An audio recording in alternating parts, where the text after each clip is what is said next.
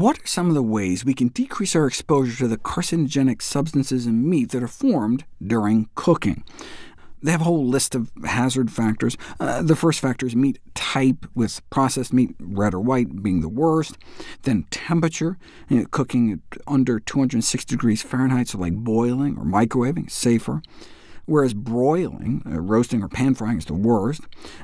Turning it over every minute lowers risk. And rather than a dark and flavorful crust, they recommend pale and soft. Cooked rare lowers risk as long as you meet food safety guidelines. Spices or a vinegar-containing marinade lowers carcinogen formation. Avoid gravy, stick to one serving, which is like a deck of cards or the size of a bar of soap, and eat vegetables and fruit with your meal. Even just being around a barbecue may be a bad idea, even if you don't eat anything off of it.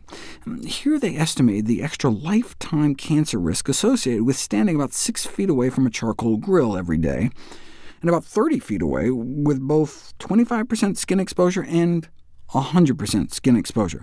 They're not talking about grilling in the nude. This is out of a recognition that light clothing probably provides little protection from these gaseous carcinogens. Skin contact is often neglected in these kinds of risk assessments of polycyclic aromatic hydrocarbons, but we know it's a problem from studies on firefighters that show that even in full protective gear, breathing through a respirator, they still end up with these compounds in their bodies, likely through their neck, under their helmets. These results indicated that outdoor exposure to barbecue fumes, particularly through the skin, may have become a significant but largely neglected source of health hazards, but their estimates were from barbecuing once a day, every day, year-round. Though they're thinking that toxic fumes might actually stick to people's clothing, which could then bring it inside with them to continue exposure. These are all some of the chemicals that led to the official scientific body that determines what is and is not carcinogenic to declare that processed meat does cause cancer, and red meat probably causes cancer.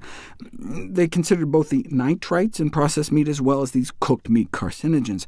However, due to the practically unavoidable presence of other carcinogenic compounds which are already present in raw or unprocessed meats, these chemicals are not the only potentially carcinogenic substances in meat and meat products. These other substances are well-known environmental pollutants, such as some heavy metals, dioxins, PCBs, so-called persistent organic pollutants to which we're primarily exposed via dietary intake of dairy products, meat, and fish.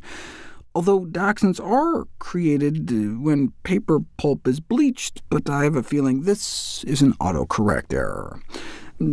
How bad a problem is this in the United States? Well, the USDA examined whether levels of dioxin-like compounds in meat and poultry indicate possible concern of U.S. public health, and they concluded that a typical U.S. adult exposure is below the EPA-established reference dose, meaning the maximum acceptable limit of a toxic substance. Only children consuming average daily servings of meat or poultry, regularly consuming the highest levels, may exceed the limit.